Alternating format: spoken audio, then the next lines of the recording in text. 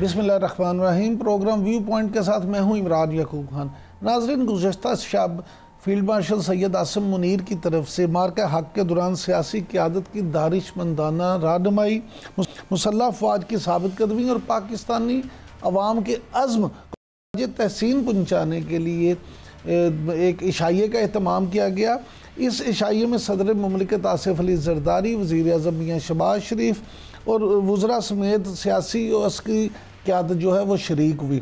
नाज़रीन, अगर गौर किया जाए तो इसका मकसद, इस इशाइये का मकसद जहाँ फ़ौज और हुकूमत के एक पेज पे होने का इंदिया देना था, वहीं दुश्मन के लिए एक पैगाम भी था कि पाकिस्तानी फ़ौज किसी भी चैलेंज से निपटने के लिए ना सिर्फ इकट्ठी है बल्कि दुश्मन के दांत खट्टे करने में किसी तरह की ताख़ीर नहीं लगाएगी। तो नाज़रीन, प्रोग्राम में आज इस हवाले से डिस्कस करेंगे। इसके अलावा प्रोग्राम के दूसरे हिस्से में हम डिस्कस करेंगे कि चीन में जो सहअफ़रीकी मुज़ाकरात हुए हैं पाकिस्तान, अफ़गानिस्तान और चीन के, उसके बाद कहा यह जा रहा है कि पाकिस्तान और अफ़गानिस्तान के ताल्लुकात बेहतर होने की तवक्को है। इस पर बात होगी। और प्रोग्राम के आखिर में फिर अमेरिका की जो सदर हैं प्रेसिडेंट ट्रंप, उनकी तरफ से एप्पल कंपनी को जो ये कहा गया है कि अगर इंडिया में एप्पल फ़ोन तैयार किया जाएगा तो उस पर 25% टैरिफ लगेगा। इस पे भी बात करेंगे। तो सबसे पहले प्रोग्राम में बात करते हैं इशाइये के हवाले से और पाकिस्तानी सियासत के हवाले से। फाचौरी साहब, ये फरमाइएगा सर कि आर्मी चीफ जो हैं फील्ड मार्शल सैयद आसिम मुनीर, उनकी जानिब से मुल्क की सियासी क़यादत के एजाज़ में जो इशाइया दिया गया, आप उसको किस नज़र से देखते हैं? इसमें अपनों और गैरों के लिए क्या पैगाम जो है वो पिन्हा नज़र आता है आपको?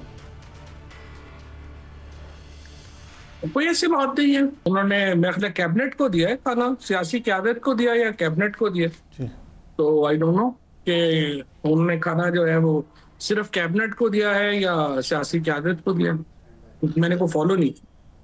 जो सब सियासी देखें, मखलूत हुकूमत है, पीपल्स पार्टी के लोग भी थे, काबीना भी थी, सदर साहब थे, वज़ीर आज़म थे, लेकिन आप नहीं समझते कि ऐसे मौके तो आम तौर पे सियासी जमातें ढूंढती हैं, लेकिन कहीं ना कहीं पीटीआई की जो मौजूदा क़यादत है वो क्या ये मौके ज़ाया नहीं कर रही मामलात को बेहतर करने के?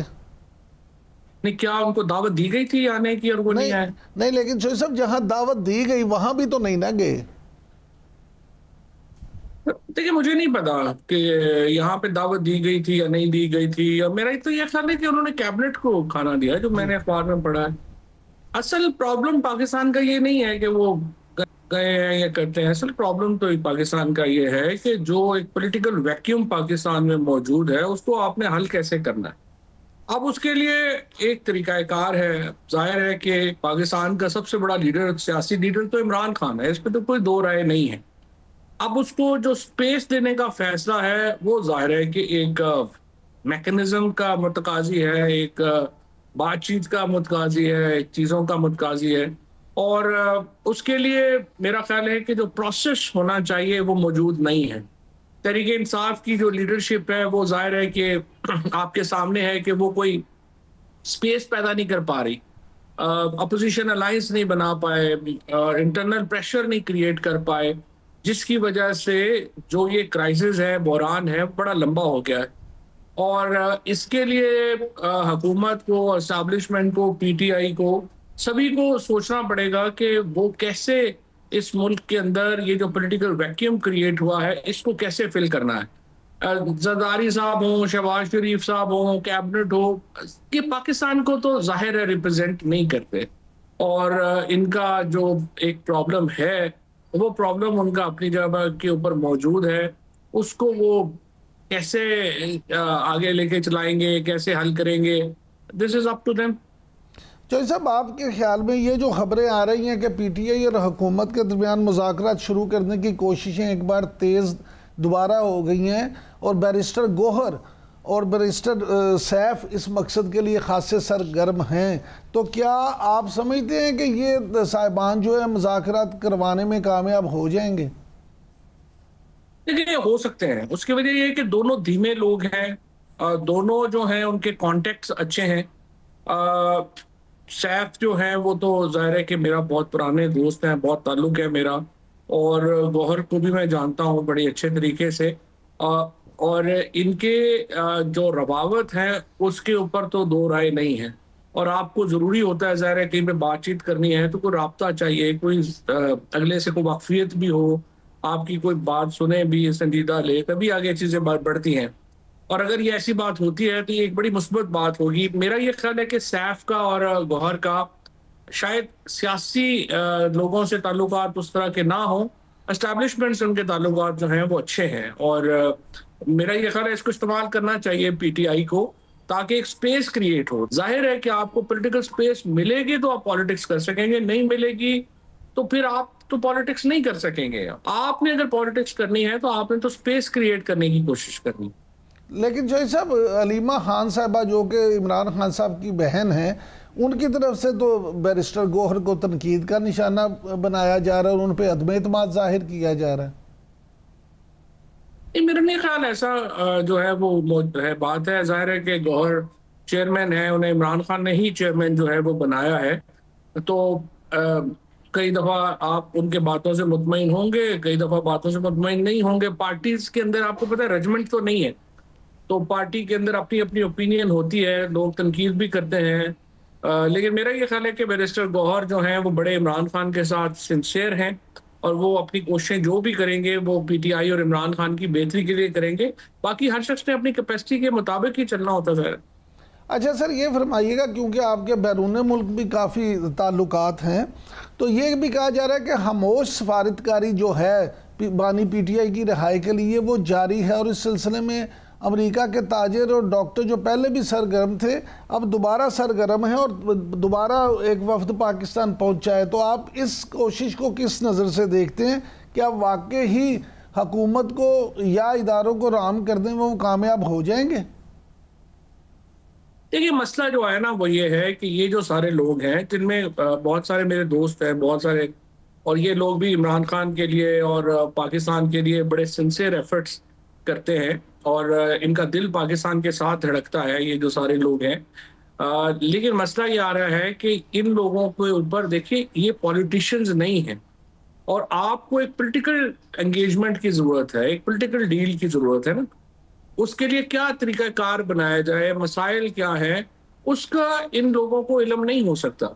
सो एक कंड्यूसिव इन्वायरमेंट बनाने में इनका रोल होना चाहिए था और है। मेरे ख्याल में उन्हें ये चाहिए कि शाह महमूद कुरैशी साहब की रिहाई के लिए, इजाज चौधरी साहब की रिहाई के लिए, महमूद रशीद साहब की रिहाई के लिए कोशिश करें, ताकि ये लोग जब एक दफा रिहा होंगे तो ये एक पॉलिटिकल डिस्कशन का आगाज कर सकते हैं। यास्मीन राशिद है, उमर चीमा है, ये लोगों से एक तो टेम्परेचर नीचे आएगा इनकी रिहाई से। दूसरा देखिए, ये वो लोग हैं जो पॉलिटिक्स को समझते हैं और जब तक आप पॉलिटिशियंस को बातचीत में शामिल नहीं करेंगे, पॉलिटिकल एंगेजमेंट कैसे हो सकती है? वो लोगों को तो नहीं मालूम ना कि पीटीआई के स्टैंड्स क्या रहे हैं माजी में, मसला क्या है, कैसे इसको हल क्या कर सकता है, फॉर्मूला क्या होगा, उसके लिए तो पॉलिटिशियंस चाहिए। अच्छा सर, ये फरमाइएगा कि स्पीकर कौमी असम्बली के खिलाफ क्या वाकई कोई तहरीक अदम एतमाद लाई जा रही है? क्योंकि असद कैसर साहब तो इनकारी हैं, वो कहते हैं ऐसी कोई बात नहीं। नहीं, कोई तहरीक वगैरह नहीं लाई जा रही, ना कोई कैपेसिटी है इस वक्त पीटीआई की तहरीक लाने की। अयाज सादिक साहब एक्चुअली बड़ा, मेरा ख्याल है वो भी उन लोगों में शामिल हैं जो बड़ा मुस्बत रोल अदा कर सकते हैं पाकिस्तान के जो बड़े पॉलिटिकल मसाइल हैं उनके हल के लिए।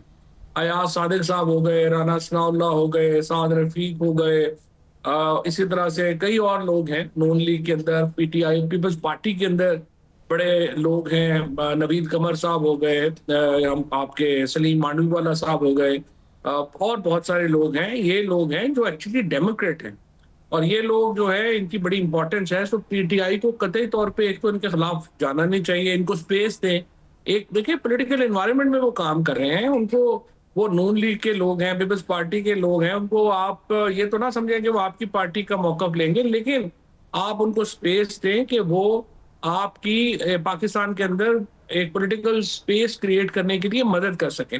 आई थिंक इन लोगों को, जो डेमोक्रेट्स हैं पीपल्स पार्टी के अंदर, पीएमएलएन के अंदर, उनके साथ तो राब्ता होना चाहिए पीटीआई का, बजाय इसके एक ऐसी गुफ्तगू हो कि हम इसके खिलाफ तहरीक ला रहे हैं, उसके खिलाफ तहरीक ला रहे हैं।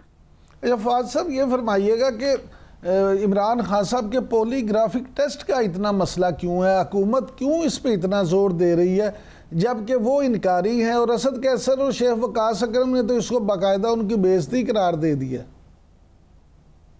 नहीं, ये तो ऐसे मजाक ही है ना। बेसिकली पॉलीग्राफिक टेस्ट जो है वो ज़ाहिर है हुकूमत यहाँ पे तो ब्लड टेस्ट बदल जाते हैं, पॉलीग्राफिक टेस्ट को लेके किसी ने क्या करना है। ना ही अदालतों की सच्ची बात है इस वक्त ना कोई अहमियत है, ना वहाँ पे कोई फैसले जो है वो आप समझेंगे कोई बड़े को इंसाफ पे मबनी आ जाना है, इमरान खान ने रिहा हो जाना है। 26वीं आईनी तरमीम के बाद अदालतों की पोजीशन तो जाहिर है कि वो नहीं है और सबको ही पता है। तो पीटीआई को अपने पॉलिटिकल जो स्पेस लेने की तरफ ही गौर करना है। ये तो ऐसे ही एक साइड ट्रैक के ऊपर शो चल रहा है, वो चलता रहेगा। जाहिर है इमरान खान जब नहीं इनकार कर देते हैं तो कानून में तो गुंजाइश नहीं है, उनका पॉलीग्राफिक टेस्ट नहीं लिया जा सकता। लेकिन ये तो ऐसे एक सोशल मीडिया की कंजम्पशन के लिए छोटे मोटे ड्रामे हुकूमत भी करती रहेगी, दूसरी तरफ से भी होते रहेंगे, इससे ज्यादा इसकी क्या अहमियत। अच्छा चौधरी साहब, ये फरमाइएगा कि ये जो पाक भारत जंग हुई है इसके बाद की सूरत हाल को आप किस नज़र से देखते हैं? सिंतास मुआहदे के बारे में तो इंडिया की धमकियां अभी भी मोदी उसी तरह से दे रहे हैं धमकियां।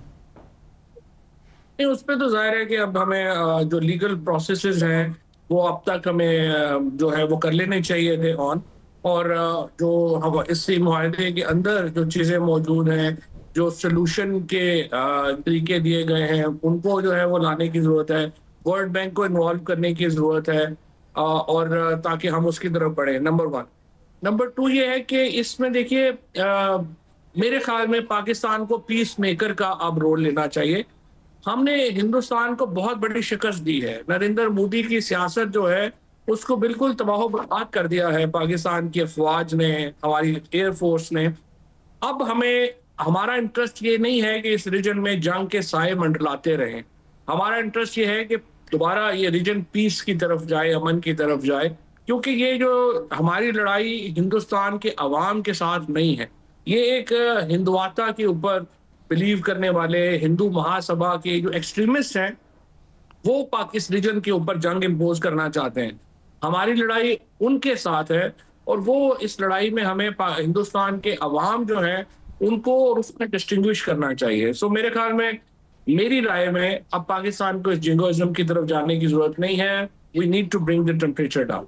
अच्छा चौधरी साहब, ये फरमाइएगा आखिर में कि ये जो डायनामिक्स जनूबी एशिया के, ये कहा जा रहा है कि अब चेंज हो गए हैं इस जंग के बाद, और जैसे आपने कहा कि जी अब हमें अमन की तरफ जाना है, तो आप क्या समझते हैं कि माशी तौर पे भी पाकिस्तान इस सारी सूरत हाल से किस तरह से फ़ायदा उठा सकता है? देखिए, मुआशी तौर पे तो देखें ना, हमने अपनी इस्लाहात यहाँ पे लेके आनी है। अब आप देखें कि जो सारा जोर है ना वो 3 चीज़ों के ऊपर टैक्स लगाने के ऊपर है। एक तो तेल और बिजली से ऊपर टैक्स लगाया जाता है और हुकूमत उससे पैसे बनाती है।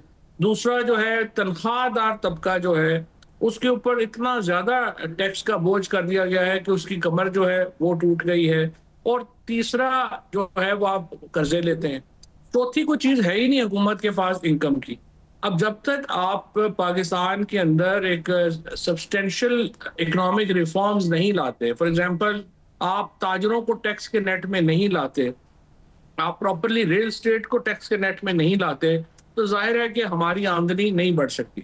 फिर देखिए, जो पैसा बाहर चला गया मनी लॉन्डर होके, उसको आप वापस लाने को तैयार नहीं है। ये आपको इक़दामात करने हैं। और फिर जो प्रोविंशियल मिसमैनेजमेंट है इस वक्त, जिस तरीके से पंजाब की हुकूमत पैसे को आग लगा रही है, बलूचिस्तान की हुकूमत, सिंध की हुकूमत, केपी की हुकूमत, अगर आप इनकी प्रोविंशियल अगर आप ऑडिट्स देखें, आप हैरान हो जाते हैं कि चीफ मिनिस्टर्स किस तरह से पैसे जाया कर रहे हैं। सो उसके लिए आपको रिफॉर्म्स की जरूरत है, रिफॉर्म्स के लिए पॉलिटिकल स्टेबिलिटी की जरूरत है, और पॉलिटिकल स्टेबिलिटी के लिए मुज़ाकरात की जरूरत है। बहुत शुक्रिया फवाद चौधरी साहब। नाज़रीन, आपने फवाद साहब की गुफ्तगू सुनी। अब वक्त हुआ है ब्रेक का। ब्रेक से जब वापस आएंगे तो प्रोग्राम में गुफ्तगू जारी रखेंगे। Stay with us.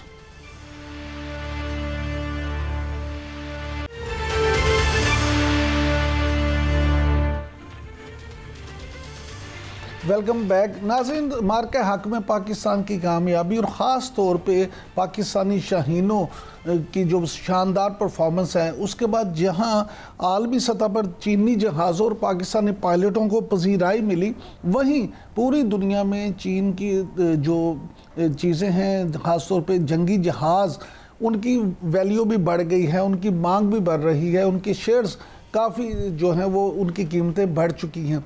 इस सारी सूरत हाल पर बात करने के लिए ख़ास तौर पे आज हमारे साथ मौजूद हैं air marshal retired Aamir Masood साहब, जो कि दफाई तज्जिया कार भी हैं। Thank you very much sir, आपने टाइम दिया। सर यहीं से शुरू कर लेते हैं कि पाक भारत मार के बाद चीनी जहाज़ों की जो कीमतें बढ़ी हैं, जो पजीराई मिली है, चीन ने पाकिस्तान को J-35 भी फौरी तौर पे देने का ऐलान कर दिया है। तो आप क्या समझते हैं कि पाकिस्तान की फ़िज़ाई जो इस वक्त सलाहियत है, उसमें कितना इजाफा होगा ये जहाज़ मिलने के बाद? जी शुक्रिया बहुत बहुत। बिस्मिल्लाहिर्रहमानिर्रहीम। लेकिन जी चीनी जो जहाज़ हैं और जो चीनी टेक्नोलॉजी है वो अब बहुत बेहतर हो चुकी है। जो चीनी जहाज आज से 20-25 साल पहले थे और जो टेक्नोलॉजी उस जमाने की थी वो अमेरिका के मुकाबले में बहुत पीछे थी। और क्योंकि मुझे मौका मिला है कि मैंने चीनी जहाज भी उड़ाए हुए हैं, मैं और F-16 उड़ाने का भी मौका मिला, तो कोई कंपैरिजन नहीं होता था। जो आप अर्ली 90s की बात करें या लेट 80s की बात करें, तो चीनी जहाज़ों में बहुत सारी अब सलाहियतें मौजूद हैं जो कभी आप सोच भी नहीं सकते थे। और चीनियों ने ना सिर्फ ये कि जहाज़ों को बेहतर किया है, उसकी मेटलर्जी को बेहतर किया है, इंजन की टेक्नोलॉजी में उन्होंने एक अच्छी नॉलेज हासिल की है, एवियोनिक्स और एवियोनिक्स इंटीग्रेशन को बहुत बेहतर किया है। और इसके अलावा वो तमाम खूबियां जो कि एक जदीद जहाज में होनी चाहिए, वो तमाम टेक्नोलॉजी, मेटलर्जी वगैरह सब इस वक्त चीनी जो जितने भी नए जहाज आ रहे हैं उनमें मौजूद है। और पहले हम ये कहते थे कि चीनी जो है वो कॉपी करते हैं टेक्नोलॉजी को, वो बात आप कह सकते हैं कि आज से 10-15 साल पहले तक तो ठीक थी। लेकिन अब चीन की अपनी रिसर्च एंड डेवलपमेंट बहुत आगे चली गई है और चीनी जितना इन्वेस्ट कर रहे हैं रिसर्च में, वो यूरोप की कोई मुल्क इतना नहीं इन्वेस्ट कर रहा। और over a period of time उन्होंने बहुत सारी टेक्नोलॉजी इनोवेशन की है।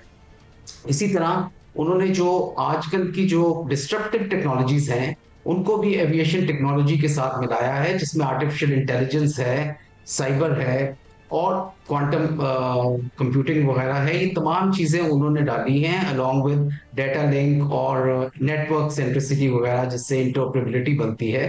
तो ये तमाम चीजें उन्होंने अपनी टेक्नोलॉजी में डाली हैं जो कि अब नजर भी आई आपको। या मैं ये भी बताता चलूं कि पाकिस्तानी इंजीनियर्स और पाकिस्तानी पायलट्स का बहुत हाथ है इसमें। चीनियों को वो टेक्नोलॉजी का एक्सेस देने के अलावा उनको वो टेक्नोलॉजी समझाना, सिखाना और मतलब ये टेक्नोलॉजी मिल के आप कह लें कि हासिल की गई है। और पाकिस्तानी पायलट से भी उन्होंने काफ़ी कुछ सीखा है। उनकी इंडस्ट्री बहुत रोबस्ट है, उनकी डेवलपमेंट बहुत आगे है, उनका डिसिप्लिन बहुत बेहतर है हमारे लिहाज से। इस वजह से उनकी टेक्नोलॉजी बहुत आगे चली गई है और इंडस्ट्री बहुत आगे चली गई है। और इसमें डेफिनेटली पाकिस्तानी पायलट्स और इंजीनियर्स का और एयरफोर्स के दूसरे पर्सनल्स का बहुत हाथ है और ये काम अब आगे मिल के हो।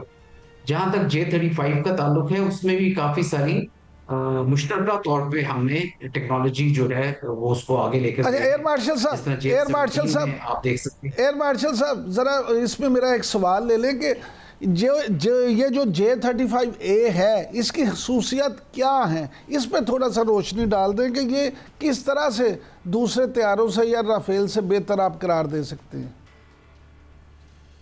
जी देखिए, 4.5 जनरेशन और 5 जनरेशन में जो फर्क है वो तमाम चीजें का फर्क आपको नजर आएगा J-10 राफेल में और उसके मुकाबले में J-35 में। और इसमें 2-3 चीजें बड़ी आया हैं और बड़ी नुमाया हैं। एक उसमें जो है स्टेल्थ टेक्नोलॉजी शामिल है। स्टेल्थ टेक्नोलॉजी का ये मतलब होता है कि रडार, जो ग्राउंड रडार्स होते हैं और इवन जो एयरबोर्न रडार्स जो जहाजों में लगे होते हैं, वो इन जहाजों को बहुत देर से पिक करते हैं या पिक ही नहीं करते। तो जब तक कि ये जहाज खुद मतलब बहुत करीब ना आ जाए, और उस वक्त तक बहुत देर हो चुकी होती है, क्योंकि ये जहाज जो स्टेल्थ वाले होते हैं इनकी वेपन टेक्नोलॉजी भी बहुत अच्छी होती है, बहुत दूर से ये दूसरे जहाजों को निशाना बना सकते हैं। तो स्टेल्थ का फायदा एक तो ये होता है कि वो नजर नहीं आता बहुत दूर से। जब वो दूर से नजर नहीं आता तो उसको फिर मारा भी नहीं जा सकता, उसे जब तक कि आप पिक नहीं करेंगे तो उसको आप लॉक नहीं कर सकते और उसके ऊपर टारगेटिंग नहीं कर सकते। तो इस वजह से उस स्टेल्थ वाला जहाज को ये एडवांटेज होती है कि वो फर्स्ट शॉट भी ले सकता है। अगर उसके मिसाइल की रेंजेस बाकी दूसरे जहाज की रेंजेस से कम भी हैं, तो चूंकि वो नजर बहुत देर बाद आता है तो वो दूसरे जहाज को जल्दी पिक कर लेता है और अपना मिसाइल जल्दी लॉन्च कर सकता है। मगर इसके अलावा इस जहाज में जो कि J-35 है, स्टेल्थ टेक्नोलॉजी भी है, और इसमें PL-17 मिसाइल लगता है जो कि जिसकी रेंजेस तकरीबन 400 किलोमीटर है, यानी जो कि अभी PL-15 है उससे तकरीबन दुगनी है। रडार की पिकअप भी इसकी जो है वो उस रडार से जो कि J-10 में लगा हुआ है बहुत बेहतर है, और काफी सारे टारगेट्स को वो एक वक्त में लॉक कर सकता है और उनको एंगेज भी कर सकता है, यानी कि उन सबको वो एक ही वक्त में शूट भी कर सकता है, मार भी सकता है।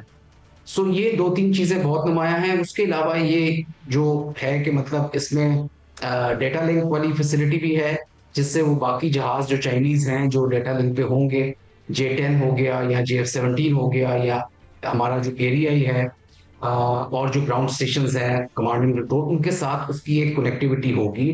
तो उससे ये है कि जो वेपन को लॉन्च करने में आसानी होती है। आप ये बड़े इजीली आइडेंटिफाई कर सकते हैं कि आपका दुश्मन कौन है और दोस्त कौन है, और आप अपने जो हदफ है उसको जल्द डिसीजन तेजी से करके उसको निशाना भी बना सकते हैं। तो ये वो तमाम टेक्नोलॉजीज हैं जो कि 5th जनरेशन एयरक्राफ्ट में मौजूद होती हैं, और इसके जो वेपन्स होते हैं वो बाहर नहीं निकले होते। इसके लॉन्चर्स जो हैं, क्योंकि ये स्टेल्थ होता है, ये मतलब इसकी क्रॉस सेक्शन छोटा करना होता है, तो इसका जो वेपन या इसके जितने बाहर लॉन्चर्स होते हैं वो अंदर की तरफ रिट्रैक्ट हो जाते हैं, तो जिसकी वजह से इसका रडार का जो क्रॉस सेक्शन है वो बहुत छोटा होता है और बड़ी देर बाद ये पिक किया जा सकता है।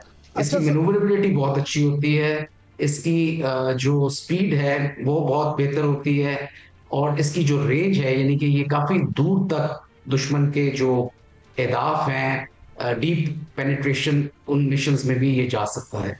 तो ये तमाम खूबियां इस जहाज में मौजूद हैं जो कि एक 5th जनरेशन एयरक्राफ्ट है J-35।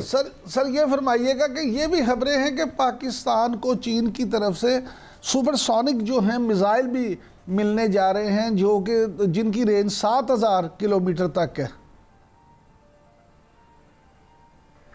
जी देखिए, ये बहुत सारी टेक्नोलॉजीज हैं मिसाइल की जो हमारे पास ऑलरेडी मौजूद भी हैं, और मुश्तरका तौर पे हम इसे डेवलप भी कर रहे हैं चीन के इश्तराक से। तो सुपरसोनिक मिसाइल तो हमारे पास ऑलरेडी मौजूद हैं और उनकी काफी रेंजेस भी हैं, लेकिन हम जो है अब हाइपरसोनिक मिसाइल की तरफ जा रहे हैं। हाइपरसोनिक का मतलब ये है कि उसकी जो स्पीड है वो जो स्पीड ऑफ साउंड होती है उसको माक 1 कहते हैं। तो जब वो स्पीड ऑफ साउंड क्रॉस कर जाती है तो इसका मतलब है कि जहाज माक 1 से यानी एक मार्क से ऊपर चला गया। तो जो सुपरसोनिक होता है वो एनीथिंग अबव, मतलब 1 मार्क से ऊपर होगा, 2 मार्क से ऊपर, डबल हो गया, ट्रिपल हो गया, तो ये सुपरसोनिक होती है रेंज। जो हाइपरसोनिक रेंज है उसका मतलब है कि वो 6 गुना स्पीड ऑफ साउंड यानी कि 6 मार्क से भी ज्यादा वो स्पीड पे जाता है। तो वो वाले मिसाइल हम लेना चाह रहे हैं। उनका फायदा ये होता है कि उसमें स्पीड इतनी ज्यादा होती है कि वो जो जिसको वो टारगेट कर रहे होते हैं उसको इतना रिएक्शन का टाइम नहीं मिलता, और इसी तरह जो रडार जो उसे पिक कर रहा होता है उसको भी अंदाजा नहीं होता कि ये मिसाइल, ये मतलब वो टाइम एंड स्पेस में उसको एक किस्म का उसको अंदाजा नहीं लगा सकता और उसको इवेड नहीं कर सकता, उससे बच नहीं सकता। तो वो इस तरह के मिसाइल जो हैं अब चाइना तो डेवलप कर चुका है और इश्तराक से पाकिस्तान भी कर रहा है, और इंशाल्लाह ताला कुछ ही अरसे में पाकिस्तान को ये मिल जाएंगे मिसाइल। तो ये हाइपरसोनिक मिसाइल होते हैं जिनकी 6 गुना आवाज की स्पीड से 6 गुना ज्यादा होती है। अच्छा सर, ये फरमाइएगा कि क्या आप समझते हैं कि वर्ल्ड ऑर्डर जो है वो एक बार फिर तब्दील हो रहा है, और जो अमेरिका हमेशा वर्ल्ड ऑर्डर जारी करता था अब ऐसा नहीं है, बल्कि चीन जो है वो अमेरिका के सामने इस तरह से खड़ा है कि आलमी सतह पर उसको अमेरिका हर तरह से अमेरिका का मुकाबला करने के लिए तैयार है, बल्कि उससे एक कदम आगे जा रहा है। जी बिल्कुल, चीन जो है उसमें वो तमाम सलाहियतें मौजूद हैं इस वक्त जो कि किसी भी एक ग्लोबल पावर में होनी चाहिए।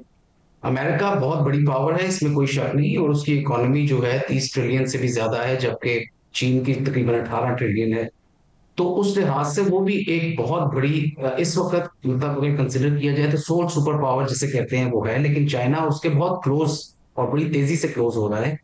अमेरिका का जो वर्ल्ड ऑर्डर था वो डेफिनेटली चेंज हो रहा है। हमें अमेरिका ये चाहता है कि जो एशिया है उसमें जो है वो चीन की सबकत ना हो, और चीन का जो जो इमर्जिंग चीन की जो एक ग्लोबल प्रेजेंस है, चीन ये चाहता है कि अमेरिका यूनिपोलर वर्ल्ड ना क्रिएट करे।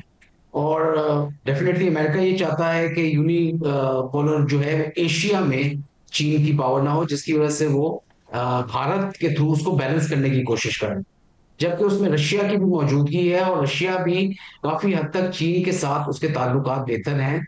तो ये आप जरूर कह सकते हैं कि स्पेशली जो ये रीजन है हमारा एशिया वाला रीजन, इसमें चीन जो है वो काफी सबकत लेके जा चुका है, और बड़ा मुश्किल होगा अमेरिका के लिए कि वो उसकी बैलेंसिंग करे इंडिया के थ्रू। बल्कि मेरा ख्याल में इसमें इंडिया का नुकसान बहुत ज्यादा है, और उसको बैलेंसिंग वाला एलिमेंट वो कर नहीं सकता, चाहे वो इकोनॉमी हो, चाहे वो डिप्लोमेसी हो, चाहे वो रीजनल प्रेजेंस हो, कनेक्टिविटी हो, ट्रेड हो, और वॉल्यूम ऑफ जो प्रेजेंस है चीन की दुनिया के मुख्तलिफ ममालिक में, और जो उसकी एक्सेस है मिनरल्स पे और एनर्जी पे, और जिस तरह के उसके इंफ्रास्ट्रक्चर है, वो किसी तरह से भी जो भारत है उसके करीब नहीं आ सकता। तो ये चीज मेरा ख्याल में अमेरिका को भी अंदाजा हो रहा है आहिस्ता आहिस्ता, जिसकी वजह से थोड़ी फ्रस्ट्रेशन वाला एलिमेंट नजर आता है। और यूनिपोलर जो एक वर्ल्ड थी वो डेफिनेटली मल्टीपोलर की तरफ चेंज हो रही है, चीन के और रशिया के इश्तराक की वजह से, और चीन की अपनी टेक्नोलॉजी, स्पेशली जो आर्टिफिशियल इंटेलिजेंस है, जिसे कहते हैं कि who is going to rule artificial intelligence is going to rule the world. तो चीन उस मामले में काफी आगे जा चुका है। और भी बहुत सारे एरियाज हैं जिसमें चीन को आप कह सकते हैं कि आप बहुत मुश्किल होगा कि उसकी प्रेजेंस को या उसकी जो कैपेबिलिटीज है या उसकी जो उड़ान है उसको रोका जा सके। अमेरिका ने बहुत कोशिश की।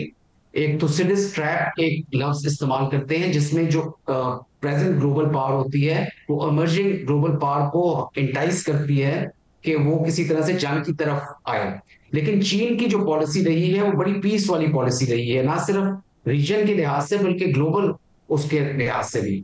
और उन्होंने कोशिश की है कि वो ट्रेड और कनेक्टिविटी के साथ दुनिया के जो ममालिक हैं उनको अप्रोच करें और उनमें बेहतरी लेकर आए, और ह्यूमन की जो लाइफ की जो एक क्वालिटी ऑफ लाइफ है उसको बेहतर किया जाए। अच्छा सर, आखिर जिसकी वजह से चीन जो है उसकी प्रेजेंस यूरोप में भी बढ़ रही है, अफ्रीका में तो ऑलरेडी बहुत ज्यादा है, ईस्ट एशिया और साउथ ईस्ट एशिया में बहुत ज्यादा उसकी प्रेजेंस है, और सिमिलरली साउथ अमेरिका में भी चीन की प्रेजेंस बहुत बढ़ रही है। और ये तमाम जो चीजें चीन अपनी प्रेजेंस लेकर आ रहा है वो दो चीजों में बहुत ज्यादा सबकत दे रहा है, एक सप्लाई चेन, या आप कह सकते हैं कि रीजनल कनेक्टिविटी के थ्रू, बेटर इंफ्रास्ट्रक्चर के थ्रू, और एनर्जी की जो एक्सेस है उसको हासिल करने के लिए वो एक विन विन सिचुएशन रखता है जिन कंट्रीज में वो जाता है और जिनके साथ वो ट्रेड करता है और जिनके इंफ्रास्ट्रक्चर को बेहतर करता है। तो आप बिल्कुल ये बात अब बावर हो चुकी है कि चीन एक बहुत बड़ी पावर बन चुका है दुनिया में,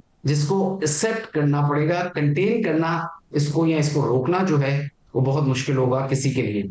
अच्छा सर, एक आखिर में ज़रा जल्दी से ये बता दें कि अमेरिका जो नया एयर डिफेंस सिस्टम ला रहा है इस पर चीन को बड़े एतराज़ात हैं, तो क्या चीन जो है अमेरिका को रोक पाएगा?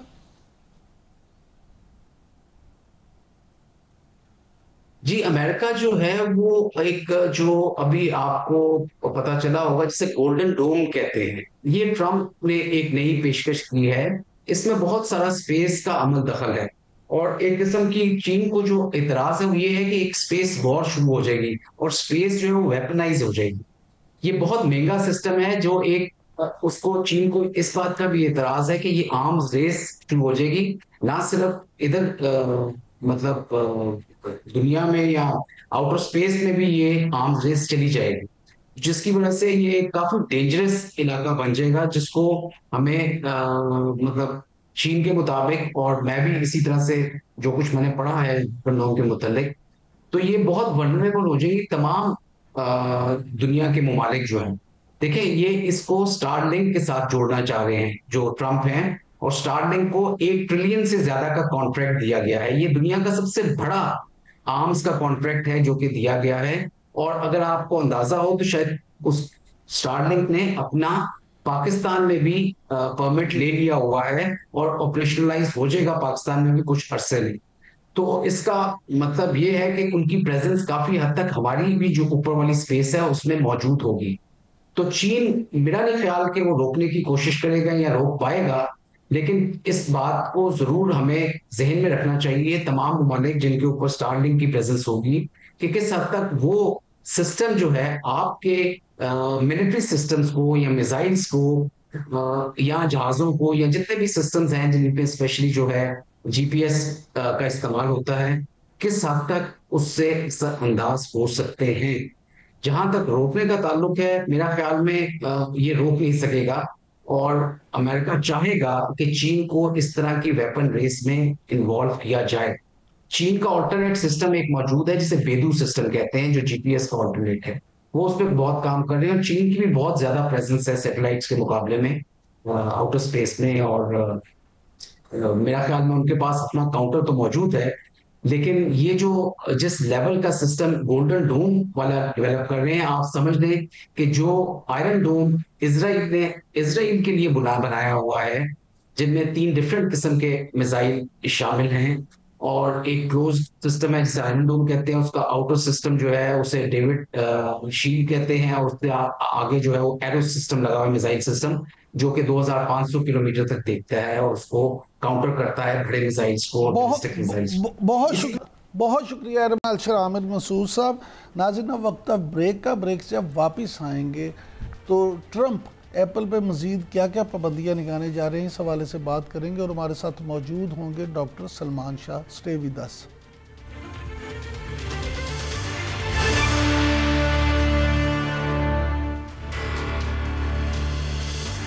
Welcome back. नाज़रीन, मुल्क की माशी सूरत हाल पे तो डिस्कशन ज़रूर करेंगे, लेकिन इससे पहले बात करेंगे ट्रंप की। प्रेसिडेंट ट्रंप ने आईफोन को जो धमकी दी है कि अगर इंडिया में या अमेरिका के बाहर आईफोन बनेंगे तो उन पे 25% जो है वो वैट अदा करना पड़ेगा, टैरिफ जो है 25% वो लगाया जाएगा। इससे क्या वाकई ही इंडिया को कोई पैगाम देना मकसद है या इसका मकसद कोई और है? इस हवाले से बात करने के लिए ख़ास तौर पे आज हमारे साथ मौजूद हैं डॉक्टर सलमान शाह साहब, जो कि बाहर मुआशियात है। Thank you very much doctor साहब। सर, यहीं से शुरू कर लेते हैं कि ट्रंप ने ये जो धमकी दी है कि इंडिया में बनने वाले आईफोन पे 25% टैरिफ लगाया जाएगा, इसमें आप क्या समझते हैं कि इसके भारतीय मईशत पे क्या असरात होंगे? देखिए, पहली बात तो ये है कि ये ट्रंप की पॉलिसी है कि जितने भी अमेरिकी बड़ी कंपनीज हैं वो अमेरिका के बाहर अगर कोई चीज़ बनाएंगे तो वापस अमेरिका में अगर ला के बेचेंगे तो उसके ऊपर ड्यूटी लगेगी, तो उनके लिए कोई ख़ास रियायत नहीं होगी। उसका मकसद ये है कि ये सारी बड़ी कंपनियां जो हैं ये अपनी ऑफ शोरिंग के बजाय जाए ऑन शोरिंग करें। कि पिछले अगर आप देखें कई तिहाइयों से अमेरिका की पॉलिसी, बिजनेस की पॉलिसी ऑफ शोर थी कि जहाँ भी सबसे सस्ती चीज़ बनती है वहाँ पे बनाएं, जहाँ पे सबसे सस्ता पुर्जा मिलता है वहाँ से लें, और उसकी वजह से एक ग्लोबलाइज्ड इकॉनमी बनी और supply chain, international supply chains बन गई। और नतीजा उसका ये हुआ कि अमेरिका में मैन्युफैक्चरिंग जो है वो खासी कम हो गई और अमेरिका बड़ी हाई टेक एरिया में रह गया और सर्विसेज में ज़्यादा उसकी ताकत हो गई। लेकिन ट्रंप चाहता है कि अमेरिका में मैन्युफैक्चरिंग वापस आए, और वो सिर्फ ये नहीं चाहता कि चीन के साथ मुकाबला हो, वो ये चाहता है कि बाकी दुनिया में भी अमेरिकी इन्वेस्टमेंट जो है वो अमेरिका में पहले आए और उसके बाद कहीं और। सो आई थिंक ये तो उसकी एक पॉलिसी है।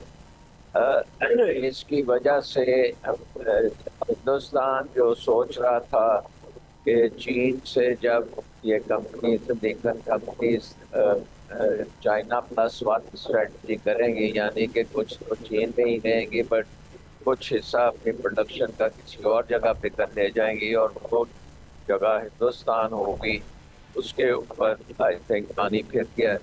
अब ये अमेरिकन कंपनियों का जो इन्वेस्टमेंट हिंदुस्तान में होनी थी वो अब खासी कम हो जाएगी। अच्छा सर, ये इससे जी सर ये फरमाइएगा कि ये जो मोदी का जंगी जुनून है उसकी वजह से इंडिया में गैर मुल्की सरमायाकारी 5.96% यानी 6% तक गिर चुकी है, और ये गिरावट भारत की सरमायाकारी की तारीख की बदतरीन सतह करार दी जा रही है। क्या पाकिस्तान के लिए बेहतरीन मौका नहीं कि उन सरमायाकारों को अपनी तरफ खींच लें? पाकिस्तान की अपने हालात हैं और पाकिस्तान में सरमायाकारी उस वक्त होगी जब हमारे अपने सरमायाकार की सरमायाकारी करेंगे। तो हम तो देख रहे हैं कि पाकिस्तान में जो सरमायाकार हैं वो तो बैंकों से कर्जा भी नहीं ले रहे और बैंकों से कर्जे बहुत कम हो गए हैं। इसका मतलब है कि बहुत ज़्यादा अनसर्टेनिटी है और उनको हमारी इकोनॉमिक जो सिचुएशन है उसमें खासा काम करने की जरूरत है। सो इस वक्त हम चीन से कर सकते हैं, अपना तल्लुकात बेहतर कर सकते हैं, वहाँ से हम इन्वेस्टमेंट ला सकते हैं बशर्ते कि हमारे चीन के साथ कोई मायदा हो जिसके तहत ये इन्वेस्टमेंट जो है इसको ट्रीट किया जाए। लेकिन बाकी दुनिया से इन्वेस्टमेंट इस वक्त आनी बहुत मुश्किल है क्योंकि हमारे अपने हालात हाउस इन ऑर्डर नहीं है। वो जब हम कर लेंगे ठीक तो फिर डेफिनेटली पाकिस्तान का बहुत बड़ा पोटेंशियल है। अभी भी पाकिस्तान के साथ IMF काम कर रही है और IMF ने बड़े प्रेशर के अंडर भी पाकिस्तान को सपोर्ट किया है। तो आई थिंक पाकिस्तान के लिए बड़ा ज़रूरी है कि अब हम अपनी रिफॉर्म्स जो हैं वो बेहतर तरीके से करें और एक दफ़ा ऐसी रिफॉर्म्स कर लें कि बार बार IMF के पास ना जाना। अच्छा सर, आपने IMF का जिक्र किया, तो सर इतलात तो ये हैं कि पाकिस्तान और IMF के दरमियान बजट अहदाफ पर मुकम्मल इत्तफाक राय अभी तक नहीं हो सका, इसीलिए बजट को 10 जून तक मौखर किया गया। तो आप क्या समझते हैं कि कौन से ऐसे इश्यूज हैं जिन पे अभी इत्तफाक राय नहीं हो सका होगा? हुकूमती अखराजात क्योंकि बहुत ज़्यादा होंगे इस वक्त हमारी इकोनॉमी पे जो अखराजात ये जंग पे हुए हैं उनकी आपकी रिकवरी होनी है। आपने रिप्लेनिश करना है अपनी फौज पे, असले को रिप्लेनिश करना है, नया असला खरीदने की ज़रूरत है, हमें अपने एयर डिफेंसेस को बेहतर करने की ज़रूरत है और इसके लिए पैसा चाहिए। और जब वो पैसा आप बजट के थ्रू लेंगे तो वो फिर IMF के साथ आपका एक मसला खड़ा होता है क्योंकि IMF की शर्त ये है कि जो भी खर्चा आपने अब करना है हाँ वो डिफेंस का हो या कोई और खर्चा हो तो वो आप अपने टैक्स रेवेन्यू से पूरा करेंगे, वो आप कर्जों से पूरा नहीं कर सकते। सो आई थिंक इसमें मसला आएगा इस साल के बजट में और उसका सलूशन यही है कि हम कुछ बेहतर रिफॉर्म्स करें, कुछ हुकूमत के अखराजात कम करें। हमारे पास बहुत ज़्यादा मिनिस्ट्रीज़ हैं उनको 15-20 के करीब कर दें और अपनी हुकूमत की बेल्ट टाइट करें, ना कि हम आवाम की बेल्ट टाइट करने पर लगे रहें। सो आई थिंक इस वक्त मौका है कि आप हुकूमती अखराजात को कम करें, डिफेंस अखराजात को ज़्यादा करें और अवाम पे टैक्सों का बोझ जो है उसको बढ़ने से रोका जाए क्योंकि इस वक्त इकोनॉमी कुव्वत खरीद जो है वो इस वक्त कुव्वत खरीद जो है वो इतनी कम हो चुकी है अवाम की कि वो आम चीज़ें भी नहीं ले सकते। कोई बिजली, पानी, स्कूलों की फीसें वगैरह ये सारी अवाम के बीच से बाहर हुई हैं और इसके ऊपर फोकस करने की बहुत ज़रूरत है। अच्छा शाह साहब, ये फरमाइएगा कि IMF ने पाकिस्तान से महंगाई को 5 से 7% हदफ में लाने का कहा है, तो आप क्या समझते हैं कि ये क्या पाकिस्तान ये हदफ पूरा कर देगा? ये तो ऑलरेडी हमने क्लेम किया है ना कि हमारी इन्फ्लेशन जो है वो 5% से नीचे आ चुकी है और इसका मतलब ये है सिर्फ कि IMF ये कह रहा है कि आप एक्सपेंशन नहीं कर सकते, आप ग्रोथ की तरफ नहीं जा सकते, क्योंकि जब आप ग्रोथ की तरफ जाएंगे फिर आपका बैलेंस ऑफ पेमेंट खराब होगा, आपकी फिर ये मैक्रो इकोनॉमिक स्टेबिलिटी भी खराब होगी। और इसलिए वो चाहते हैं कि हुकूमत जो है काबू में रहे और अखराजात कम करे। इसका मतलब ये भी है कि हुकूमत को वो चाहते हैं कि डीरेगुलेट करे, प्राइवेट सेक्टर को सामने लेके आए, प्राइवेट सेक्टर के लिए आसानियाँ पैदा करे, छोटी बिजनेसेस के लिए आसानियाँ पैदा करे और इन्वेस्टमेंट के ऊपर फोकस करे कि इन्वेस्टमेंट हो। और सबसे इम्पोर्टेंट बात है कि हमारे इतने लोग इन्वेस्टमेंट करना शुरू करें और उससे फिर एक इकोनॉमिक रिकवरी जनरेट की जाए। बहुत शुक्रिया डॉक्टर सलमान शाह साहब, आपने डॉक्टर साहब की गुफ्तगू सुनी। आज के लिए इतना ही, कल आपसे फिर मुलाकात होगी। कल तक के लिए इजाज़त दीजिए। अल्लाह निगहबान।